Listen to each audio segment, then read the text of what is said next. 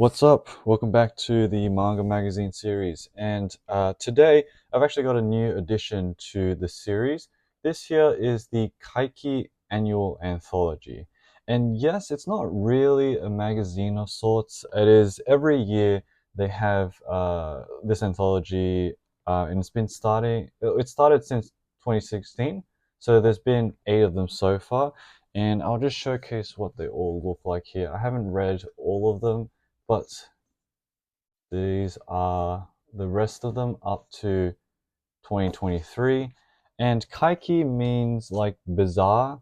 So it's a manga anthology where they get artists and mangaka and story writers from Hokkaido specifically. It's edited by Masaki Kudo, who is a contributor to Axe magazine as well.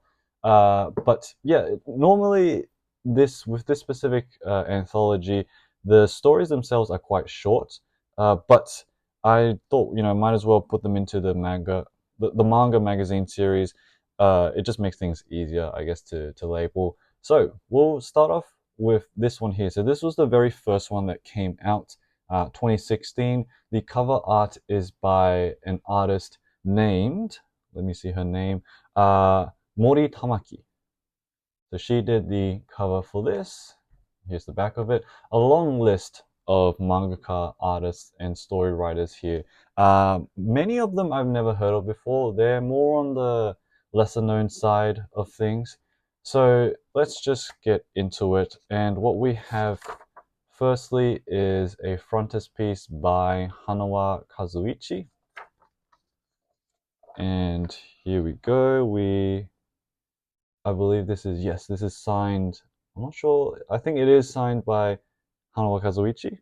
That's his signature there. 2016, April. So I actually had this book for quite a while. I did not know the back of this was signed at all. I just had this for months and months without even knowing that. So that's pretty cool. So here's a list of all of the stories in this book here. I'm not going to go through all of them because there's a lot, but I'll go through whatever I can.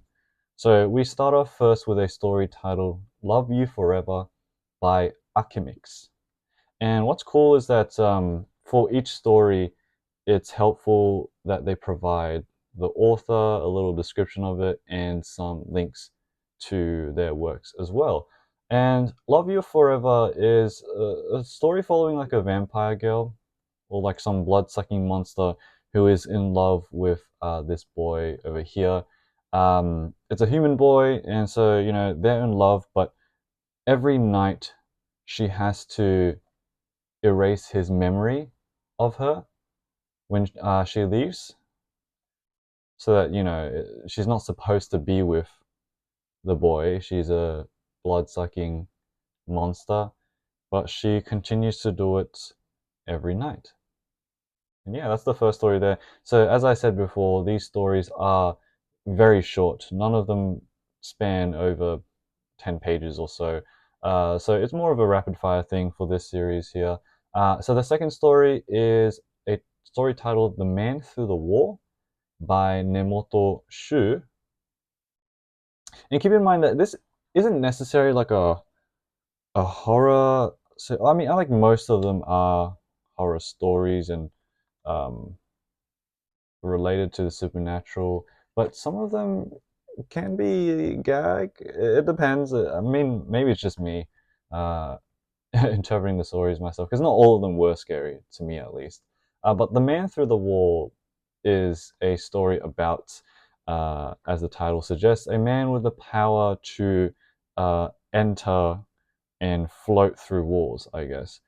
And in this case, when going through a wall, he finds a corpse in there, and so he gets stuck and also gets shot because he's in the middle of a crime, from my memory, and so that corpse sort of screws him up, and he is killed. So that's a very interesting one. The next one is by Tade Takuse. No, that's Tade Takuse. A story called Kagemushi. art style is very different. This one's a little bit more modern, I guess I would describe it as. And it's just this disgusting insect bug living in uh, the the ceiling light. And yes, it is a fatal one, a very dangerous one. So next one we have. Oh yeah, this one I'm not too sure entirely. I forgot what this was about exactly, but Yaseppo, Yaseppochi no Kimi by Taka. Really, I'm not too entirely sure what this was about, but very simple drawings. Interesting, very interesting uh, art style. Yeah. So we've got next one here by Konjunko. Konjunko. This one is a bit odd as well. Not entirely sure what happens. Sexual fantasy, something like that. I don't know. To be honest, like this, I've read only two of these issues so far, 2016 and 2017. They're not my favorite thing in the world. Like it's not a magazine series that I would recommend people normally. I mean, I bought all of them in one go because they're all there. But it's still interesting to have. There's a good mix of like mangaka that are more well known and mangaka that are very not well known at all. And you get a lot of variety, definitely. But yeah, it is definitely more of a hit or miss with this entire uh, anthology as a whole. So the next one is by Rio, and it's not a story, it's a collection of illustrations that's all fall under the name of Fairy Banquet. So I really like these as well, sort of body horror illustrations. That's cool. We've got Lafcadio by FUMICS, another illustrator I've never heard of, but similar thing, illustrations as well with some captions underneath.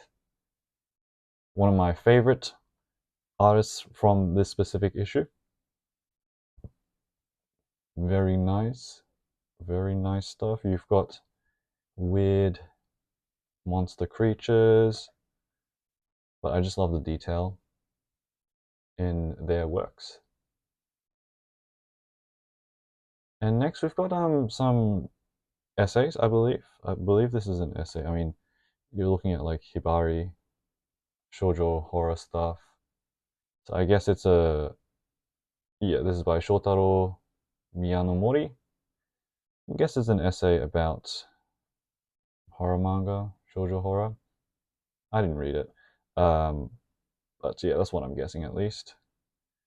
And then similar as well, Kuruma Mankichi is the author of this. Another story. And then we go to another cool story here titled Touch by Mori Masayuki, who is an Axe contributor, or was an Axe contributor. They contributed an Axe in some of the earlier issues, I believe. But Touch is following a student here who had lost his mum recently, and he uses this magnifying glass to, whenever he uses it, I guess he sort of hears her, but she has already passed away. But yeah, Mori Masayuki has got a couple of tankobon out as well. Border is another cool story. This is by Egawa Tarou, one of my favorite stories in this issue as well. It's following this urban legend where stepping on the black gaps on a street crossing will result in you dropping into the underworld. Uh, and what's really chilling about this story is that you can see this person falling through is that no one ever seems to notice anyone who falls through to the underworld, despite the streets being very crowded. You see all these people here. It the story makes you feel quite vulnerable, I guess, reading it. That feeling is an interesting one to have while reading the story, and anything to do with like urban legends, I really like, anyways. So that's cool. And then we turn to a different, totally different vibe altogether with a story called Yokai Cooking by Ikeda Takumi. Which this is what I meant by like more on the gag side. Although it is still quite violent, it's a cooking show uh, that is hosted by, I think this looks like the kappa, but a female version, and another yokai. And of course, because they're like monsters, they cook up humans. So we've got a corpse over here. And yeah, it's supposed to be like a cooking show, but of course with the twist being that all the food are people. So moving on, we've got another story called The Eight by SF007. Actually, no, they're not stories. It's not one story. It's a couple of one-page stories, horror shorts. So each page is its own stories. You've got like parasites, toilet monsters, missing fingers, and the lot. Kao, meaning face, robot, things. Yeah, interesting stuff. Okay, this one is a really cool one as well. This is a story titled Neighbour by Masaki Kudo, who at the start of the video I said they were the editor of this Kaiki series. And I really love the art style of Masaki as well. Very bold lines. The story is following this couple who hear very violent sounds uh, from the apartment next door, and they fear for the worst. And so it sort of keeps building and building where they really think that someone is getting killed next door, or even worse, getting tortured. Um, you've got people just like weird sounds happening, people screaming, and so they're like, nah, can't take it anymore. We gotta go and stop what's happening. Uh, and then it actually turns out to be true because the way it's actually set up, the story is set up so it might seem like a misunderstanding. When you're reading through it, you think that, oh, okay, it's probably going to be like a gag thing where what they heard is what's not actually happening next door. But it did turn out to be someone actually murdering it. We've got a dismemberment here. So, yeah, so it just switches that up a little bit. Turns out to be true. And now we come to the last story titled Pool by Mori Tamaki.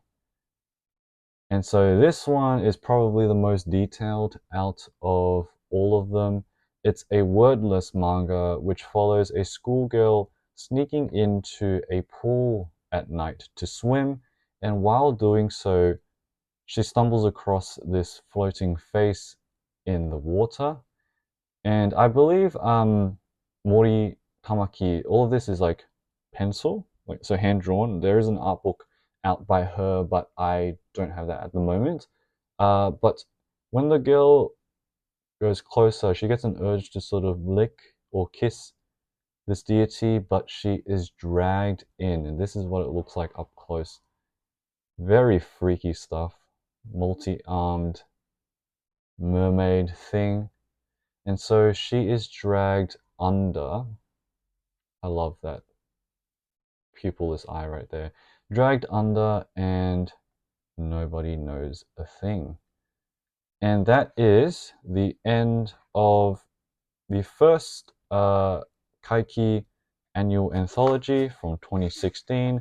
We've also got a little afterword by Kenichiro Ohi, who I believe is either the manager or like a staff at the Sapporo Mandarake store. Got some pictures of Hino Hideshi in there as well. But yeah, that was the Kaiki annual anthology. So far I have read 2. Which one was it? Yeah, this one is the 2017 one. So in a future video, I will also go through this as well. Got some similar artists in here too. But yeah, still making my way through the rest of them. Got 1, 2, 3, 4, 5, 6, 5 of them. 5 of them left. And the 2024 issue I haven't bought yet because I want to firstly just read all of these to begin with. And they are, I believe, like a lower print run because it's not. It's like a more amateur or like a little circle of of mangaka artists and illustrators. It's not like a major magazine or anything like that. But yeah, hope you guys enjoyed this one. This is an interesting series to go through in terms of Kaiki. But yeah, see you guys in the next one. Bye.